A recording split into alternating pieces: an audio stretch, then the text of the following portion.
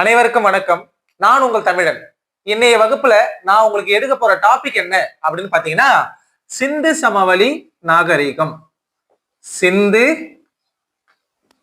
சமவெளி நாகரிகம்.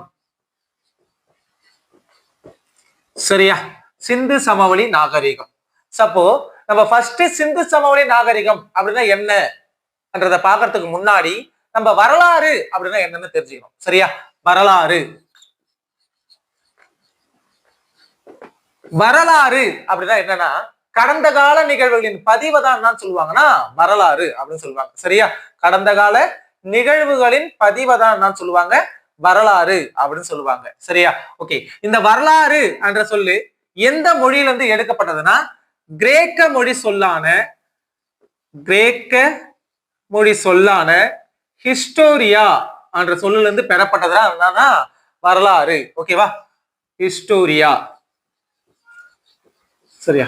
இந்த ஹிஸ்டோரியா அப்படின்றதுக்கான பொருள் என்ன அப்படின்னு பாத்தீங்கன்னா, நாலேஜ் ஆஃப் இன்வெஸ்டிகேஷன் அப்படின்னு சொல்லலாம். நாலேஜ் ஆஃப் இன்வெஸ்டிகேஷன், விசாரணை மூலம் கற்றல். விசாரணை மூலம் கற்றல் அப்படின்னு சொல்லலாம். சரியா? ஓகே. சோ வரலாறு என்ற சொல்லு எந்த மொழியிலிருந்து பெறப்பட்டது? கிரேக்க மொழி சொல்லுல இருந்து பெறப்பட்டது. அந்த கிரேக்க மொழி சொல்லு என்னன்னா ஹிஸ்டோரியா. சரியா? அதனுடைய பொருள் என்னன்னா விசாரிப்பதன் மூலம் கற்றல் அல்லது விசாரணை மூலம் கற்றல் அப்படின்னு சொல்லலாம். சரியா? சரி, இந்த வரலாறை பொறுத்த வரைக்கும் இதை எத்தனை காலமா வகைப்படுத்துறாங்க அப்படின்னு பாத்தீங்கன்னா 3 காலமா வகைப்படுத்துறாங்க. அது என்ன அப்படின்னு பாத்தீங்கன்னா, ஃபர்ஸ்ட் வரலாற்றுக்கு முந்தைய காலம். சரியா? வரலாற்றுக்கு முந்தைய காலம். ரெண்டாவது பாத்தீங்கன்னா வரலாற்று தொடக்க காலம். வரலாற்று தொடக்க காலம். மூணாவது வரலாற்று காலம். சரியா? வரலாற்று காலம். சரியா? இந்த 3 காலமா தான் எதை பிரிக்கிறாங்கன்னா வரலாறை பிரிக்கிறாங்க. சரியா? வரலாற்றுக்கு முந்தைய காலம் அப்படின்னா என்ன அப்படின்னு பாத்தீங்கன்னா, வரலாற்றுக்கு முந்தைய காலம்னா எழுதப்பட்ட ஆதாரங்கள் எதுவுமே கிடைக்காத காலத்தை தான் என்ன சொல்லுவாங்கன்னா வரலாற்றுக்கு முந்தைய காலம். ஓகேவா? சோ எழுத்துப்பூர்வமான ஆதாரம் எதுவுமே இல்லை. சோ அந்த காலத்தை தான் என்ன சொல்லுவாங்கன்னா வரலாற்றுக்கு முந்தைய காலம். ஓகேவா? சோ எழுதப்பட்ட ஆதாரம் இல்லாத காலத்தை தான் என்ன சொல்லுவாங்கன்னா வரலாற்றுக்கு முந்தைய காலம் அப்படின்னு சொல்லுவாங்க. சரியா? வரலாற்று தொடக்க காலம். வரலாற்று தொடக்க காலம்னா எழுத்துப்பூர்வமான ஆதாரம் இருக்கும், ஆனா அது பயன்படுத்தப்படாமலோ இல்ல அறியப்பட முடியாமலோ என்ன பண்ணும்னா அந்த எழுத்து முறை இருக்கும். சரியா? அப்படி பாத்தீங்கன்னா இப்ப இருக்கிற சிந்து சமவெளி எழுத்து முறை கூட பாத்தீங்கன்னா எந்த எழுத்து முறைன்னு சொல்லிட்டு இன்னுமே சரியா அறியப்பட முடியவில்லை. அப்படி பாத்தீங்கன்னா வரலாற்று தொடக்க காலத்தை சார்ந்ததுதான் எதுனா இந்த சிந்து சமவெளி நாகரிகம்லாம். சரியா? சிந்து சமவெளி நாகரிகம் எந்த காலத்தை சார்ந்தது? வரலாற்றுடைய தொடக்க காலத்தை சார்ந்தது அப்படின்னு சொல்லலாம். சரியா? வரலாற்று காலம் அப்படின்னா என்னன்னா எழுத்துப்பூர்வமான ஆதாரங்கள் கிடைத்த காலம். சரியா? எழுத்துப்பூர்வமான ஆதாரங்கள் கிடைத்த காலத்தை தான் என்ன சொல்லுவாங்கன்னா வரலாற்று காலம். எழுத்துப்பூர்வமான ஆதாரம், எழுத்துப்பூர்வ ஆதாரம். சரியா? இந்த 3 காலமா தான் எதை பிரிக்கிறாங்கன்னா வரலாற்றை பிரிக்கிறாங்க. சரியா? என்னென்னது? வரலாற்றுக்கு முந்தைய காலம், வரலாற்று தொடக்க காலம், வரலாற்று காலம் அப்படின்னு சொல்லிட்டு 3 பிரிவா பிரிக்கிறாங்க. சிந்து சமவெளி நாகரிகம் அப்படின்னா என்னன்னா சிந்து நதி. சரியா? சிந்து நதி, அந்த நதிக்கரையில் அமைந்த சமவெளி. சரியா? அந்த நதிக்கரையில் அமைந்த சமவெளி, அந்த சமவெளியில உருவான நாகரிகத்தை தான் என்ன சொல்லுவாங்கன்னா சிந்து சமவெளி நாகரிகம் அப்படின்னு சொல்லுவாங்க. சரியா? நாகரிகம் அப்படின்னா என்ன அப்படின்னு பார்த்தோன்னா ஒரு மனிதனுடைய வளர்ச்சியை தான் என்னன்னு சொல்லுவாங்கன்னா நாகரிகம் அப்படின்னு சொல்லுவாங்க. ஒரு மனிதனுடைய வளர்ச்சியை தான் என்னன்னு சொல்லுவாங்க நாகரிகம் அப்படின்னு சொல்லுவாங்க. இந்த நாகரிகம்ன்ற சொல்லு பாத்தீங்கன்னா லத்தீன் மொழி சொல்லான சிவிஸ்ல இருந்து பெறப்பட்டதுதான் என்னன்னா நாகரிகம் என்ற சொல். இதுக்கான பொருள் என்னன்னா நகரம். சரியா? நாகரிகம் எந்த மொழி சொல்லிருந்து எடுக்கப்பட்டது? லத்தீன் மொழி சொல்லான சிவிஸ்ல இருந்து பெறப்பட்டது. அதனுடைய பொருள் தானா நகரம் அப்படின்னு சொல்லலாம். சரியா? ஓகேவா? இப்போ இந்த நாகரிகங்கள் எல்லாமே எங்கதான் தோன்றுச்சு அப்படின்னு பாத்தீங்கன்னா ஆற்றங்கரையில தோன்றுச்சு. சரியா? நாகரிகங்கள் எல்லாமே எங்க தோன்றுச்சு? ஆற்றங்கரையில தான் தோன்றுச்சு. என்ன காரணம் அப்படின்னு பாத்தீங்கன்னா ஆற்றங்கரையில வளமான வண்டல் மண் படிவுகள் இருக்கு. சரியா? அந்த வண்டல் மண் படிவுகளால என்ன பண்ணுவோம்னா விவசாயம் செய்யலாம். சரியா? ஆற்றங்கரையில என்ன பண்ணலாம்? விவசாயம் செய்யலாம். இது ஒரு ரீசன். அடுத்தது ஆற்று நீர்வழி போக்குவரத்துக்காகவும் என்ன பண்ணலாம்? பயன்படுத்தலாம். சரியா? போக்குவரத்துக்காகவும் எதை பயன்படுத்தலாம்? ஆற்றை பயன்படுத்தலாம். சரியா? அதுக்கு அடுத்தது பாத்தீங்கன்னா ஆற்றங்கரையில கால்நடையும் என்ன பண்ணலாம்னா மேய்ச்சிக்கலாம். சோ இந்த காரணத்துக்காக தான் என்ன பண்றாங்கன்னா மக்கள் தங்களுடைய குடியேற்றங்களை எங்க நிறுவறாங்க அப்படின்னு பாத்தீங்கன்னா நதிக்கரையில நிறுவறாங்க. சரி? ஓகேவா? ஓகே. சோ அப்போ நாகரிகங்கள் எல்லாமே எங்க தோன்றுச்சு? ஆற்றங்கரையில தான் தோன்றுச்சு. அப்படி ஆற்றங்கரையில தோன்றிய மிக தொன்மையான 4 நாகரிகங்களை தான் இப்ப நம்ம பார்க்க போறோம். சரி? ஓகேவா? மிக மிக தொன்மையான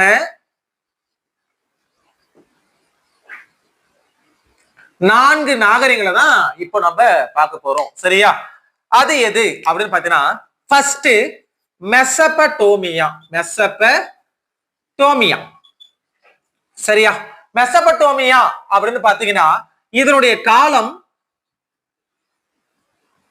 பிஃபோர் காமன் எரா, பொது ஆண்டுக்கு முன் 3500 இருந்து 2000. சரியா? இந்த காலத்துலதான் எந்த நாகரிகம் வளர்ச்சி பெற்றதுன்னா மெசபடோமியா நாகரிகம் இருந்ததா சொல்றாங்க. சரி? ஓகேவா? எந்த ஆண்டுல இருந்து எந்த ஆண்டு வரைக்கும்? பிஃபோர் காமன் எரா 3500 இருந்து 2000. இந்த காலத்துல தான் எந்த நாகரிகம் இருந்துச்சு? மெசபடோமியா நாகரிகம் இருந்துச்சு. நான் ஏற்கனவே உங்ககிட்ட சொல்லியிருந்தேன் நாகரிகங்கள் எல்லாமே எங்க தோன்றுச்சு? ஆற்றங்கரையில தான் தோன்றுச்சு. அப்போ இந்த மெசபடோமியா நாகரிகமும் எங்கதான் தோன்றுச்சுன்னா ஆற்றங்கரையில தான் தோன்றுச்சு. எந்த ஆற்றங்கரை அப்படின்னு பாத்தீங்கன்னா யூப்ரட்டிஸ் அண்ட் டைக்ரீஸ். சரியா? யூப்ரட்டிஸ் அண்ட் டைக்ரீஸ் ஆற்றங்கரையில தோன்றிய நாகரிகம் தான் என்னன்னா இந்த மெசபடோமியா நாகரிகம். சரியா? இந்த மெசபடோமியா நாகரிகம் இப்ப தற்காலத்துல எந்த இடத்துல பரவி இருந்துச்சு அப்படின்னு பாத்தீங்கன்னா ஈராக், குவைத், சிரியா. சரியா?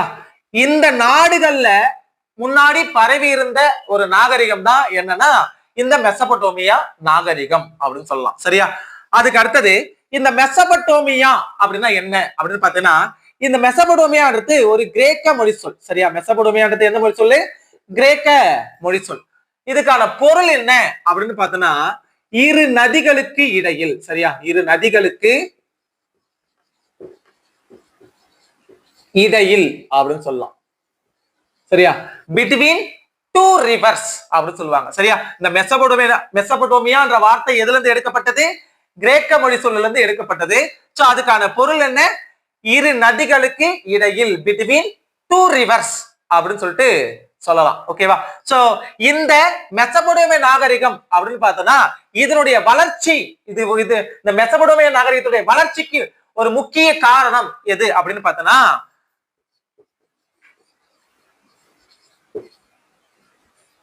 கியூனிஃபார்ம்.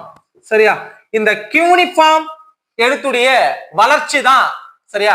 இந்த கியூனிஃபார்ம் எழுத்துடைய வளர்ச்சி தான் எதுக்கு முக்கிய காரணம் அப்படின்னு பார்த்தோம்னா இந்த மெசபடோமிய நாகரிகத்துடைய வளர்ச்சிக்கு முக்கிய காரணமா இருந்துச்சு. சரியா? ஓகேவா? ஓகே. அப்போ மெசபடோமியா நாகரிகம் அப்படின்னு பார்த்தோம்னா பிசிஇ 3500 இருந்து 2000 வரைக்கும் இருந்த நாகரிகம் தான் மெசபடோமிய நாகரிகம். இந்த நாகரிகத்தை பொறுத்த வரைக்கும் எந்த நதிக்கரையில தோன்றுச்சுன்னா யூப்ரட்டிஸ் அண்ட் டைக்ரீஸ் நதிக்கரையில தோன்றுச்சு. இது இப்ப தற்போதுள்ள எந்த நாடுகள்ல பரவி இருந்துச்சு அப்படின்னு பார்த்தோம்னா ஈராக், குவைத், சிரியா நாடுகள்ல பரவி இருந்த நாகரிகம் தான் மெசபடோமிய நாகரிகம். ஓகேவா? இந்த மெசபடோமிய நாகரிகம், மெசபடோமியா என்ற வார்த்தை கிரேக்க மொழி சொல்லிலிருந்து எடுக்கப்பட்டது. அதனுடைய பொருள் என்ன? இரு நதிகளுக்கு இடையில் அப்படின்னு சொல்லலாம். ஓகே. இந்த மெசபடோமிய நாகரிகத்துடைய வளர்ச்சிக்கு முக்கிய காரணம் எதுன்னு பார்த்தோம்னா கியூனிஃபார்ம் எழுத்துடைய வளர்ச்சி தான் முக்கிய காரணமா இருந்துச்சு. சரியா? ஓகேவா? ஓகே. ரெண்டாவது சிந்து சமவெளி நாகரிகம். சிந்து சமவெளி நாகரிகம். இதனுடைய காலம் பாத்தீங்கன்னா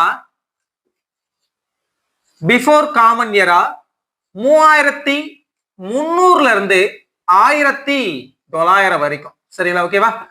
1900 வரைக்கும், 3300 இருந்து 1900 வரைக்கும் இருந்த நாகரிகம் தான் என்ன நாகரிகம்னா சிந்து சமவெளி நாகரிகம். இந்த சிந்து சமவெளி நாகரிகம் பொறுத்த வரைக்கும் இந்தியாவில், சரியா, இந்தியாவின் முதல் நகர்ப்புற நாகரிகம். சரியா? இந்தியாவின் முதல் நகர்ப்புற நாகரிகம் எதுன்னு கேட்டாங்கன்னா சிந்து சமவெளி நாகரிகம் தான் அப்படின்னு சொல்லலாம். சரியா? அப்போ சொல்லலாம் இந்தியாவுடைய இரண்டாவது நகர்ப்புற நாகரிகம், சரியா, நகர்ப்புற நாகரிகம் எதுன்னு பாத்தீங்கன்னா மகா ஜனபதங்கள். சரியா? மகா ஜனபதங்கள். சரியா? இந்தியாவின் முதல் நகர்ப்புற நாகரிகம் சிந்து சமவெளி நாகரிகம், இரண்டாவது பாத்தீங்கன்னா மகா ஜனபதங்கள். சரியா? இந்த சிந்து சமவெளி நாகரிகம் பாத்தீங்கன்னா சிந்து மற்றும் அதன் துணை ஆறுகள்ல தோன்றுச்சு. சிந்து மற்றும் அதன் துணை ஆறுகள்ல எது தோன்றுச்சுன்னா இந்த சிந்து சமவெளி நாகரிகம் தோன்றுச்சு. சரியா? இந்த உலகில் தோன்றிய மிக பழமையான 4 நாகரிகங்கள்ல மிக பெரிய பரப்பளவை கொண்ட நாகரிகம் எதுனா சிந்து சமவெளி நாகரிகம் தான். மிகப்பெரிய பரப்பளவு. சரியா? மிகப்பெரிய பரப்பளவு கொண்ட நாகரிகம். சரியா? எதுனா சிந்து சமவெளி நாகரிகம் தான். ஓகேவா?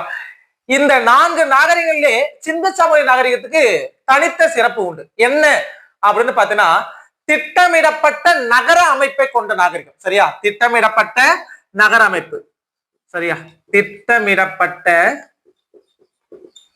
நகர அமைப்பு. சரியா? நகர அமைப்பு கொண்ட நாகரிகம். சரியா? அதுக்கு அடுத்தது சிறந்த வடிகால் அமைப்பு. சிறந்த வடிகால் அமைப்பு. சரியா? சிறந்த வடிகால் அமைப்பை கொண்ட நாகரிகமும் எதுனா சிந்து சமவெளி நாகரிகம் தான். சரியா? இப்போ சிந்து சமவெளி நாகரிகம் அப்படின்னு பார்த்தோன்னா இதனுடைய காலம் 3300 இருந்து 1900 வரைக்கும் இருந்துச்சு. ஓகேவா? இதுதான் இந்தியாவின் முதல் நகர்ப்புற நாகரிகம். எதை தாயகமா கொண்டது? மெசபடோமியாவில தான் இருந்துச்சு. சரியா? அதுக்கு அடுத்தது இந்தியாவின் இரண்டாவது நகர்ப்புற நாகரிகம் எது? மகா ஜனபதங்கள் அப்படின்னு சொல்லலாம். இது எந்த ஆற்றங்கரையில தோன்றுச்சுன்னா சிந்து சமவெளி நாகரிகம் சிந்து மற்றும் அதன் துணை ஆறுகள்ல தோன்றுச்சு. இந்த சிந்து சமவெளி நாகரிகம் தான் இந்த 4 நாகரிகங்கள மிகப்பெரிய பரப்பளவை கொண்டது. சரியா? அது மட்டும் இல்லாம இதனுடைய சிறப்பம்சம் திட்டமிடப்பட்ட நகர அமைப்பு மற்றும் சிறந்த வடிகால் அமைப்பை கொண்ட நாகரிகம் அப்படின்னு சொல்லிட்டு சிந்து சமவெளி நாகரிகத்தை சொல்லலாம். சரியா? ஓகே. இப்போ நகர்ப்புற நாகரிகம் என்ற சொல்ல ஃபர்ஸ்ட் யூஸ் பண்ணது யாருன்னு பார்த்தோம்னா கார்டன் ஷில்டே. சரியா? நகர்ப்புற நாகரிகம். சரியா? நாகரீகம் என்ற சொல்ல முத பயன்படுத்துறது யாருன்னா கார்டன் ஷில்டே. கார்டன் ஷில்டேன்றவர் தான் எதை பயன்படுத்துறாருன்னா அந்த நகர்ப்புற நாகரிகம் என்ற வார்த்தையை பயன்படுத்துறாரு. மூன்றாவதா எகிப்து நாகரிகம். சரியா? எகிப்து நாகரிகம். இதனுடைய காலம் பாத்தீங்கன்னா 3100 இருந்து 1100 வரைக்கும். சரியா? 3100 இருந்து 1100 வரைக்கும் இந்த இடைப்பட்ட காலத்துல இருந்த ஒரு நாகரிகம் தான் என்ன நாகரிகம்னா எகிப்து நாகரிகம் அப்படின்னு சொல்லலாம். இந்த எகிப்து நாகரிகம் பொறுத்த வரைக்கும் இது எந்த ஆற்றங்கரையில தோன்றுச்சுன்னா நைல் நதிக்கரையில தோன்றுச்சு. சரியா? எந்த நதிக்கரையில தோன்றுச்சு? நைல் நதிக்கரையில தோன்றிய நாகரிகம் தான் இந்த எகிப்து நாகரிகம். சரியா? இந்த நைல் நதியை என்னன்னு சொல்லுவாங்கன்னா எகிப்தின் உயிர் நாடி. சரியா? எகிப்தின் உயிர் நாடி அப்படின்னு சொல்லிட்டு எதை சொல்லுவாங்கன்னா நைல் நதிய சொல்லுவாங்க. சரியா? ஓகேவா? அடுத்தது நான்காவது நாகரிகம் எதுனா சீன நாகரிகம். சரியா? சீன நாகரிகம். இந்த சீன நாகரிகம் பாத்தீங்கன்னா இதனுடைய காலம் பிஃபோர் காமன் எரா 1700 இருந்து 1122 வரைக்கும். சரியா? இந்த காலத்துல இருந்த நாகரிகம் தான் சீன நாகரிகம். இந்த நாகரிகம் எந்த நதிக்கரையில தோன்றுச்சு அப்படின்னு பார்த்தோன்னா ஹுவாங்கோ. சரியா? ஹுவாங்கோ நதிக்கரையில தோன்றிய நாகரிகம் தான் என்ன நாகரிகம்னா சீன நாகரிகம். அப்படி இல்லைன்னா மஞ்சள் நதி அப்படின்னு கொடுப்பாங்க. சரியா, மஞ்சள் நதி. சரியா, இந்த நதிக்கரையில தோன்றிய நாகரிகம் தான் என்னன்னா சீன நாகரிகம். சரியா, சரிங்க ஸ்டூடெண்ட்ஸ். இப்போ உலகின் தொன்மையான நாகரிகங்களா 4 நாகரிகங்களை இப்ப நம்ம பார்த்தோம். சரியா, என்னென்ன நாகரிகம்? மெசபடோமியா, சிந்து சமவெளி, அதுக்கப்புறம் பார்த்தா எகிப்து, சீன நாகரிகம். இந்த 4 நாகரிகங்களை பார்த்தோம். இதுல திட்டமிடப்பட்ட நகர அமைப்பு, வடிகால் அமைப்பை கொண்ட மிக பெரிய பரப்பளவு கொண்ட நாகரிகமா எந்த நாகரிகம் இருந்துச்சுன்னா சிந்து சமவெளி நாகரிகம். ஓகேவா? சோ இன்றைய வகுப்புல நம்ம எந்த நாகரிகத்தை பத்தி பார்க்க போறோம் அப்படின்னு பார்த்தோம்னா சிந்து சமவெளி நாகரிகம், அதை பத்தி தான் பார்க்க போறோம். சரி, ஓகேவா? இந்த சிந்து சமவெளி நாகரிகத்தை என்னன்னு சொல்லுவாங்கன்னா ஹரப்பா நாகரிகம் அப்படின்னு கூட சொல்லுவாங்க. சரியா, அப்படி இல்லைன்னா காகர் நாகரிகம் அப்படின்னு சொல்லலாம். சரிங்களா, ஏன்னா பெரும்பாலான பகுதிகள் எந்த நதிக்கரையில கண்டுபிடிக்கப்பட்டதுன்னா காகர் நதிக்கரையிலையும் கண்டுபிடிக்கப்பட்டது.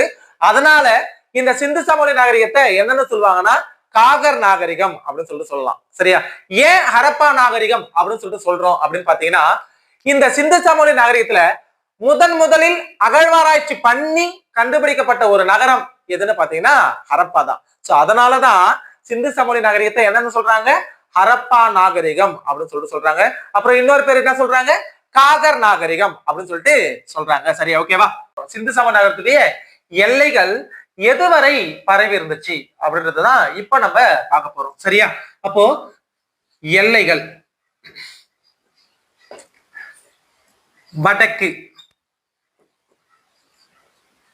வடக்கு திசையில பாத்தீங்கன்னா ஷார்துகை. சரியா, ஷார்துகை எங்க இருக்கு அப்படின்னு பாத்தீங்கன்னா ஆப்கான்ல. சரியா, அப்போ சிந்து சமவெளி நகரத்துடைய வடக்கு எல்லை எது? ஆப்கான்ல ஷார்துகை. சரியா, 2வது தெற்குல தைமாபாத். சரியா, தைமாபாத் எங்க இருக்கு அப்படின்னு பார்த்தோம்னா மகாராஷ்டிரா அப்படின்னு சொல்லலாம். சரியா, அடுத்தது 3வது கிழக்குல ஆலம்கீர்பூர். சரியா, சரியா, ஆலம்கீர்பூர் எங்க இருக்குன்னா உத்தரப்பிரதேசம். சரியா, உத்தரப்பிரதேஷ் அப்படின்னு சொல்லலாம். அடுத்தது 4வது மேற்குல சட்கோ ஜெண்டர். சரியா, சட்கோ ஜெண்டர் எங்க இருக்குன்னா பாகிஸ்தான். சரியா, பாகிஸ்தான்.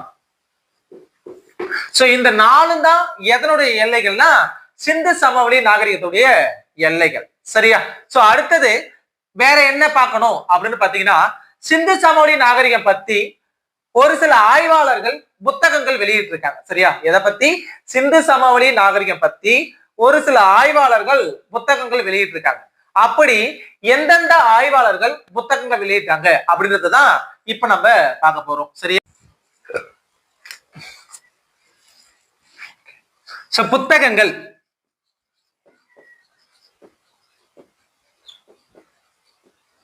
சரியா, புத்தகங்கள் சிந்து சமவெளி நாகரிகத்தை பத்தி என்னென்ன புத்தகங்கள்லாம் வெளியிட்டு இருக்காங்க அதான் இப்ப நம்ம பார்க்க போறோம். சரியா, ஃபர்ஸ்ட் சிந்து சமவெளி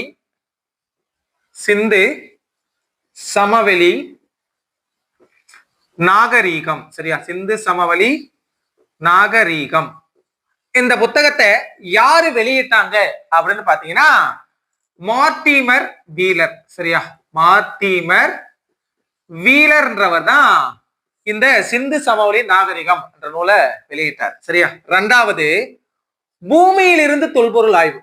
பூமியிலிருந்து தொல்பொருள் ஆய்வு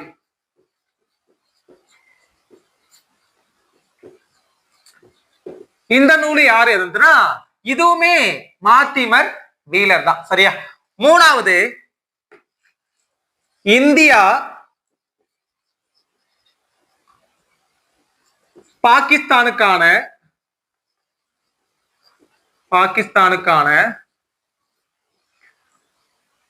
பாகிஸ்தானுக்கான எனது தொல்பொருள் பணி.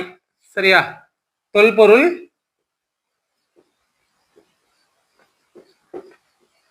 பணி. சரியா, இந்த நூலுமே யார் எழுதுனா மார்டிமர் வீலர் தான். சரியா, எதாவது சிந்து சமவெளி நாகரிகம், பூமியில் இருந்து தொல்பொருள் ஆய்வு, இந்தியா பாகிஸ்தானுக்கான எனது தொல்பொருள் பணி. நாலாவதா பாத்தீங்கன்னா சிந்து சமவெளி மற்றும் அதற்கு அப்பாற்பட்ட நாகரிகங்கள். சரியா, அதற்கு அப்பாற்பட்ட நாகரிகங்கள்.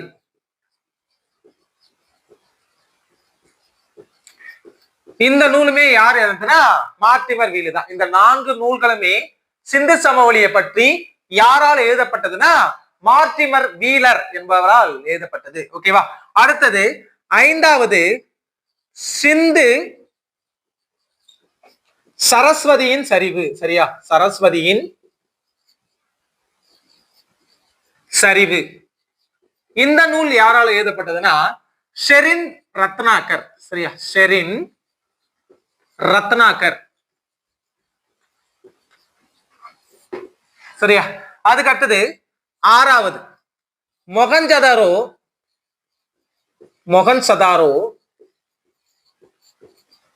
மற்றும் சிந்து சமவெளி நாகரிகம்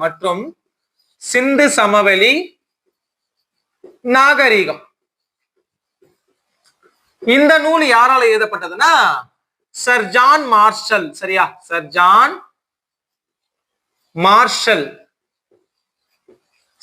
மார்ஷலால எழுதப்பட்ட நூல் தான் மொகஞ்சதாரோ மற்றும் சிந்து சமவெளி நாகரிகம். சரியா, அடுத்து 7வதா பாத்தீங்கன்னா எர்னஸ்ட் மெக்கே. இந்த எர்னஸ்ட் மெக்கேன்றவரு எழுதிய நூல் எது அப்படின்னு பாத்தீங்கன்னா ஃபர்ஸ்ட் சன்புதாரோ அகழ்வாராய்ச்சிகள். சரியா, அகழ்வாராய்ச்சிகள். சரியா, சங்குதாரோ அகழ்வாராய்ச்சிகள். 2வது பாத்தீங்கன்னா சிந்து சமவெளி நாகரிகம். சரியா, சிந்து சமவெளி நாகரிகம். சரியா, மார்டிமர் வீலரும் சிந்து சமவெளி நாகரிகம் என்ற நூல் எழுதியிருக்காரு. எர்னஸ்ட் மெக்கேவும் என்ன நூல் எழுதியிருக்காருன்னா சிந்து சமவெளி நாகரிகம் என்ற நூல் எழுதியிருக்காரு. ஓகேவா, 3வது மொகஞ்சதாரோவில்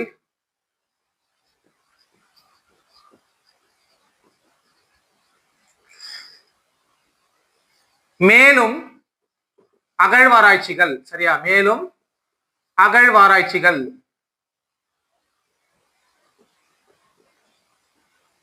சரியா, இந்த நூலுமே யார் தான் எழுதுனா எர்னஸ்ட் மெக்கேன்றவர் தான் எழுதியிருப்பாரு. சரியா, அடுத்தது தயாராம் சஹானி. சரியா, தயாராம் சஹானி.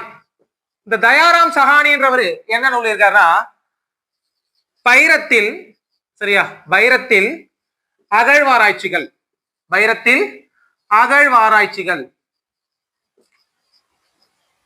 அந்த நூலை யாரு எழுதுனா தயாராம் சஹானின்றவரு எழுதியிருக்காரு. அடுத்தது சிந்து சமவெளி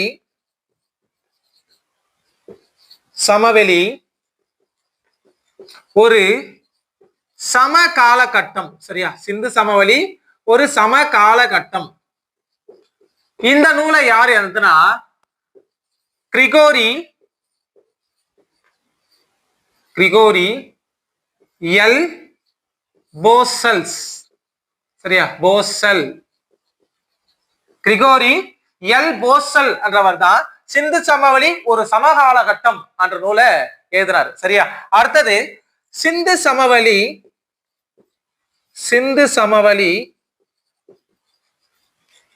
நாகரிகத்தின்